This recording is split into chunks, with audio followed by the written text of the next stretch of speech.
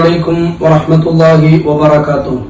പ്രിയമുള്ള വിശ്വാസികളെ, വിശുദ്ധമായ റമദാനിന്റെ പ്രഥമ പത്തായ റഹ്മത്തിന്റെ പത്തിന്റെ അവസാന നിമിഷങ്ങളിലാണ് നമ്മളുള്ളത്. ഇന്ന് റമദാൻ 8.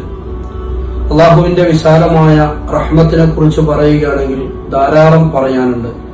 അള്ളാഹു തആല വലിയ കാരുണ്യവാനാണെന്ന് പരിശുദ്ധമായ ഖുർആനിന്റെ നിരവധി ആയത്തുകളിലൂടെ നമുക്ക് കാണാൻ കഴിയും. ഹബീബായ നബി സല്ലല്ലാഹു അലൈഹി വസല്ലം തങ്ങൾ പറയുന്ന ഒരു ഹദീസിൽ നമുക്ക് ഇങ്ങനെ കാണാം. അള്ളാഹു സുബ്ഹാനഹു വ തആല റഹ്മത്തിനെ, അള്ളാഹുവിന്റെ വിശാലമായ കാരുണ്യത്തെ 100 ഭാഗമാക്കുകയും അതിൽ 99 അള്ളാഹുവിന്റെ അടുക്കൽ വെക്കുകയും ഒരു ഭാഗം മാത്രം ഭൂമിയിലേക്ക് ഇറക്കുകയും ചെയ്തു. ആ ഒരു ഭാഗത്തിൽ പെട്ടതായിട്ട് നബി സല്ലല്ലാഹു അലൈഹി വസല്ലം തങ്ങൾ പഠിപ്പിക്കുന്ന ഒരു കാര്യമുണ്ട്. ഒരു കുതിര തന്റെ കുഞ്ഞിനെ ചവിട്ടാതിരിക്കാൻ വേണ്ടി അതിന്റെ കാല് പൊക്കി പിടിക്കുന്നത് പോലും ഈ ഒരു റഹ്മത്തിന്റെ അംശത്തിൽപ്പെട്ടതാണത്രേ. അള്ളാഹുവിന്റെ റഹ്മത്ത് കരസ്ഥമായവരിൽ അള്ളാഹു നമ്മെ ഉൾപ്പെടുത്തട്ടെ. അസ്സലാമു അലൈക്കും വറഹ്മത്തുള്ളാഹി വബറകാതുഹു.